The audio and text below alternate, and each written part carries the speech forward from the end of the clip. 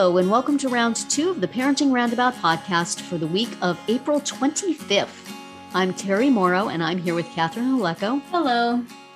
Usually on this podcast, we talk about parenting issues, but once a week, Catherine and I like to get together to discuss TV, movies, books, and other entertainment topics because it's nice to talk about something other than parenting for a change.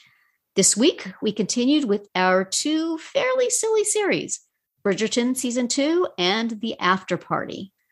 So Bridgerton Season 2, Episode 3 was titled A Bee in Your Bonnet. And oh my goodness, was there a bee? It was not that silly, actually. It had some real trauma going on. In which it's like both seasons, our hero has had some deep psychological trauma involving fathers. Last season, it was a terrible father. This season, it was a very, very good father who died traumatically. And oh my gosh, those scenes were just horrible. It was brutal. And that the actress who plays the mom, Ruth Jamel, I'm not sure that's the right way to pronounce her name, but did more acting in like 10 minutes than she had been asked to do in the entire series thus far. It's like, how many episodes have just bemused smiles? And then all of a sudden, oh my gosh, you've lost the love of your life and you're giving birth and oh golly. So much emoting, and she did wonderfully, and it was just heartbreaking, and just I suppose they gave him some sort of prosthetic so he could keep his eyes open that wide the whole time, because like young Anthony was notable by his enormous saucer-shaped eyes, right, as he looked at the world that was so wonderful, and then all of a sudden, oh my gosh! Not only do you witness your father die like out of the blue, right? We were just chatting. Picks up some flowers, the bee stings him, and he dies of shock. And your mother completely disintegrate. But now and you're in charge. Where would you like the file cabinets to go? Where would it go? Which office would you? Which chair? Could you pick a desk? What are you going to do with this? What are you going to do with that? Where do you want the body? Do you want to kill your mother or your sister? Let's see. What's next? And he's like, can I have a moment to grieve here? Please? Come on. Yeah. Just overwhelming responsibility and tragedy just falling on his head from out of bleeping nowhere. Right. So, okay. All right. We forgive you for being a capital R rate. You got some issues, buddy. And then it eventually comes to, it's not that he doesn't want to feel that pain in himself. It's that he doesn't want his wife to love him so she won't be hurt if he happens to die. Right. He doesn't want to cause deep, what happened to his mother to happen to him, because right. Like the scene where she's just sitting on the couch and he's like, why don't you have dinner with us? And she's just like, I am breathing. I am wearing clothes and this is the best I can do. And it was just like, oh, wow. And, having trouble relating to the baby because she didn't give her the courtesy of killing her or something like that. It's like, whoa, little Hyacinth, how you doing there now, hon? You okay? How many miscellaneous Bridgertons are there between Eloise and Hyacinth? Well, it's A, there's B, C, D. 2 or 3 miscellaneous Bridgertons, right? Well, there's the F and the G that come between. Have they ever been named? Yeah. Do you even know who they are? Francesca, who last season was like shipped off to some convent or something. Oh, that's right. Which I think she must still be there because I don't think we've encountered her this season. And then there's the boy, Gregory, that's around the same age, close in age to Hyacinth. And they're like glorified extras. Extra kids, right? Even Hyacinth. It's like, but eventually they'll get grown-up Bridgertons, and then these they'll grow up eventually and have their own episode, their own seasons. But right now they're just kids. Yeah. Bring in the kids. Yeah. But anyway, that was just harrowing, all that stuff. And you can see why he screwed up. Mm-hmm. And that, Kate's love will she will swear that she will not be mad if he does. And then everything will be fun. Yes. Really, I can take you or leave you. I'm perfect. Right. It's not that hard. Yes. But when she then has a bee on her and he freaks out. So I think she's starting to see that there's more to him than she has perhaps anticipated. Right. But man, so sorry, buddy. Yeah. And with all that going on, have the other two grown-up brothers ever seemed more superfluous? Every time we cut back to them, it's like, oh, why? Yeah. Go to art school, you go back to your travels. Right. Go back to ignoring here. Penelope. Right. Oh, I was so happy. I was so happy Penelope wasn't there in the country yet so that she could not be snubbed by him again. Right. Oh, dear. It's just, so that was the main, unearthing Anthony's deep-seated trauma was the main theme of this cheerful, silly episode. Right. I mean, you had the obligatory, like the two romantic leads fall in the mud together. Right. Like, adorable. I feel as though we have seen that before. Yes. And then the frivolity of it ruined by this humongo monument to his dad. Just happened to be out there in the middle of nowhere. Right. Well, on their land, at their estate. Land. Yes. Yeah. But and then there was some business back with the Featheringtons, and indeed, the new heir has his sights set on the loathsome Cressida. Yes. And not noticing the fervent efforts of Mrs. Featherington to pawn him off on her other unpromising daughter. Right.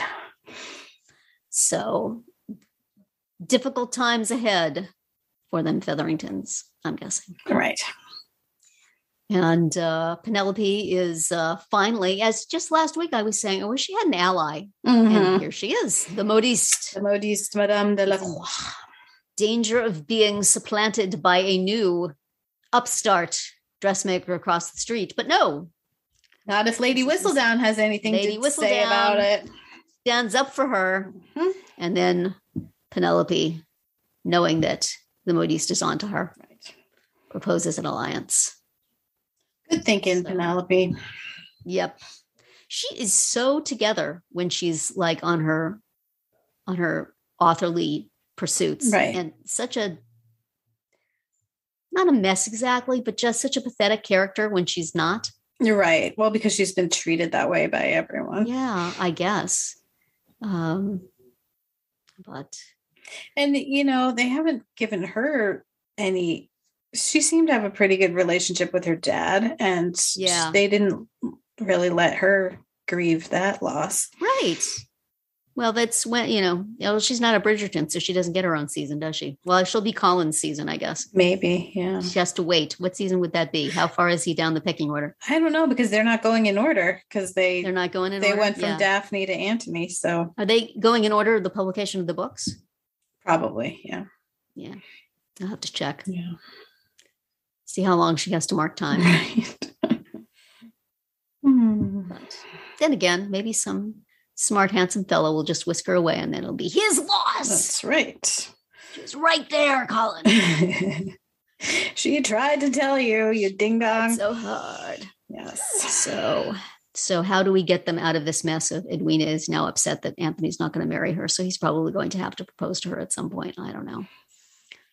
But he's not. It doesn't even matter, Terry. We'll get to where we're meant to be. I know we will. This was a particularly engrossing episode, actually. I went out like very late at night and sat on the couch to watch this, and I'm saying, well, 5 minutes in, I'm going to fall asleep. But I didn't. All of a sudden, I looked up, and everybody else had gone to bed, and I'm still sitting there on the couch. Yeah. So it was a good one. A little drama and trauma will do that. Very sad. And, will there ever be a season where nobody has any trauma and they just... Well, where's the fun in that? It could be 2 episodes long. It'd be great. Yeah. It could be a movie. Met this chick and they fell in love and they got married. Here's a baby. Right. Yeah. Did get to see the adorable baby of Daphne and the Duke, who isn't in this season. I hope that the character of Daphne was this much on the outskirts in the actual book they're taking it from, and that they haven't had to put that actress on the outskirts because the actor. No, I don't think so. I think it was always meant to be that each season focused a lot more on one sibling. So. Right. Well, I hope so. Yeah. So speaking of focusing on one character at a time, the Afterparty. This episodes seemed to me, we watched the episodes Yasper, so focusing on Ben Schwartz's character, and it seemed to me both completely delightful and absolutely useless. Did we learn anything useful in this? It was just a nice interlude. Yeah, I mean, the only thing, Ben Schwartz singing funny songs, right?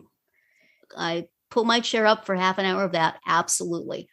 But in terms of advancing the mystery, that really came from Anik, being on the side trying to get people to write down whether or not they have diarrhea, and that was the only part that really had anything to do with figuring out what had happened to Xavier. I guess he saw the girl going upstairs with Xavier, who had just said that she had come here to do something and she wasn't going to do it, and he encouraged her to, and so she did. So maybe she killed him.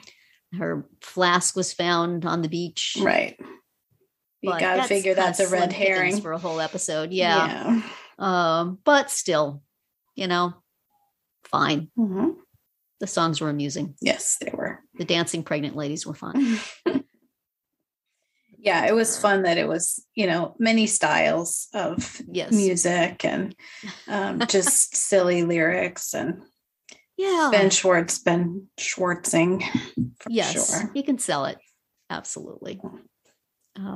But okay. All that happened is that they erased they introduced the presence of a camera only to erase it. Yes. And therefore make it useless. So just a little fun filler here. Little fun filler and a further discussion of the incompetence of Tiffany Haddish's partner. Right. Because although she could have let Yasper come in and do it under her watchful eye, but I guess he might have deleted everything. Suspects don't handle evidence. Yeah, I'm sure. Don't most police departments have their own sort of AV?